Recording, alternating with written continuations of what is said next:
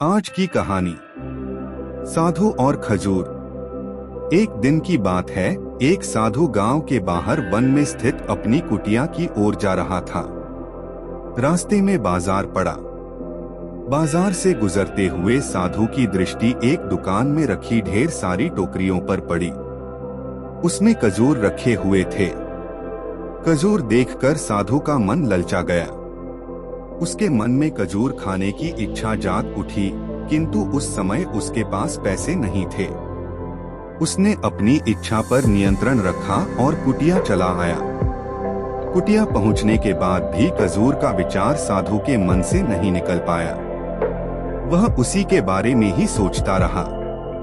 रात में वह ठीक से सो भी नहीं पाया। अगली सुबह जब वह जागा तो खजूर खाने की अपनी इच्छा की पूर्ति के लिए पैसे की व्यवस्था करने के बारे में सोचने लगा। सूखी लकड़ियां बेचकर खजूर खरीदने लायक पैसों की व्यवस्था अवश्य हो जाएगी, यह सोचकर वह जंगल में गया और सूखी लकड़ियां बीनने लगा। काफी लकड़ियां एकत्रित कर लेने के बाद उसने उसका गठठर बनाया और उसे अपने कंधे पर लादकर बाजार की ओर चल पड़ा।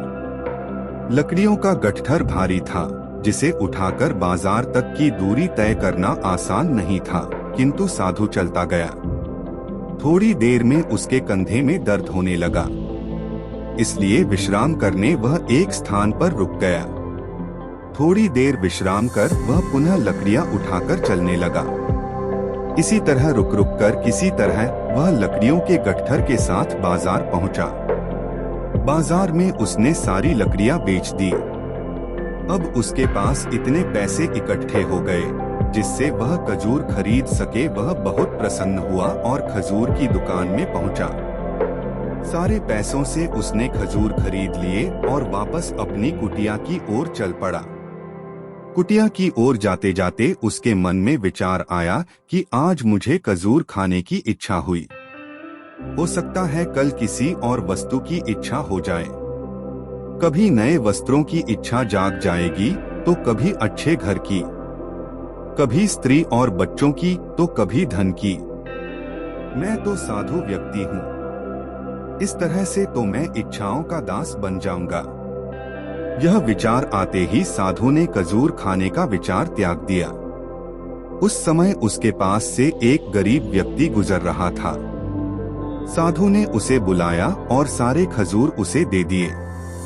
इस तरह उसने स्वयं को इच्छाओं का दास बनने से बचा लिया।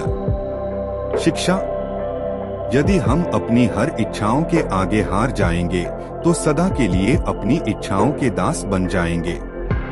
मन चंचल होता है, उसमें रह रहकर इच्छाएं उत्पन्न होती रहती हैं, जो उचित भी हो सकती हैं और अनुचित भी। ऐसे में इच्छाओं पर नियंत्रण रखना आवश्यक है। सोच विचार कर इच्छाओं के आकलन के उपरांत ही उनकी पूर्ति के लिए कदम बढ़ाना चाहिए, तभी जीवन में सफलता प्राप्त होगी। हमें इच्छाओं का दास नहीं बनाना है, बल्कि इच्छाओं को अपना दास बनाना है। धन्यवाद। स्वस्थ रहिए, मस्त रहिए, सदैव मुस्कुराते रहिए और परमात्मा के प्रति अपना प्रेम और आभार बनाए रखिए। पहली बार इस चैनल में आए हों और वीडियो देख रहे हों तो लाइक सब्सक्राइब करके बेल आइकॉन दबा लीजिए ताकि आने वाले वीडियो की नोटिफिकेशन आपको मिल सके, और यदि ऐसा कर चुके हों तो आपको साधुवाद। अंत में इस वीडियो को अपने प्रियजनों को शेयर करना न भूलिए।